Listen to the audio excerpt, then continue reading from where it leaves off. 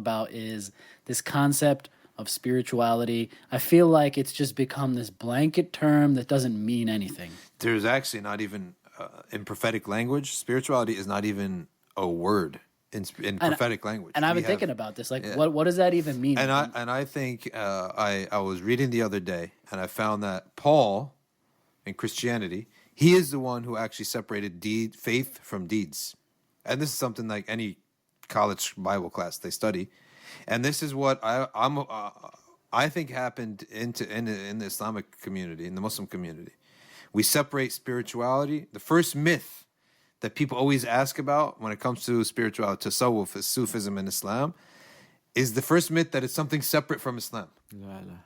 Right? Yeah. And it's the concept that's been taken by a lot of, I think, people from the hippie generations who discovered Islam in Morocco and India, right? And they saw this awesome stuff, and they took it, but a lot of them weren't able to swallow the requirement of beliefs, certain doctrines and practice, right? So they just took the Sufism. But now, you know, like what it's become is, if you talk to like the average person, if you mention like, oh, hey, there's a guy sitting in the middle of the woods and he's just sitting there and he's observing nature, but he just doesn't happen to believe in God. To the average person, this person is still spiritual. To a Muslim, they're a kafir. Right? Yeah, there's no concept of this. Yeah, you want to separate. The separation between spiritual and guided is no different than saying someone intelligent. You can be very intelligent. We're not saying that believers are the only intelligent people. Right. Likewise, non-believers, misguided people could also be very spiritual in the sense that they like to sit in woods. They like to go in nature. They don't like to go into factories and have all metal around them.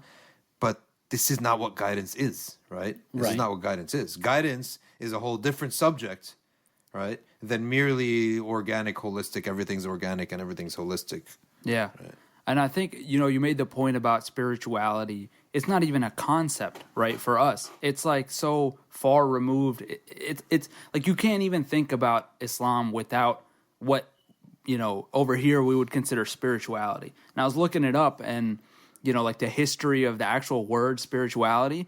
And, you know, according to Wikipedia, words translatable as spirituality first began to rise in the 5th century and only entered common use toward the end of the Middle Ages. So it's like even that concept arose kind of gained traction in the Middle Ages. I think it only became popular after industrialization. When people were living in these cities with factories all day, then they needed to go run to the woods. Well, this is where you have the origin of like the Theosophical Societies, Madame Blavatsky, and the precursors, by the way, to what ends up being the perennialist movement.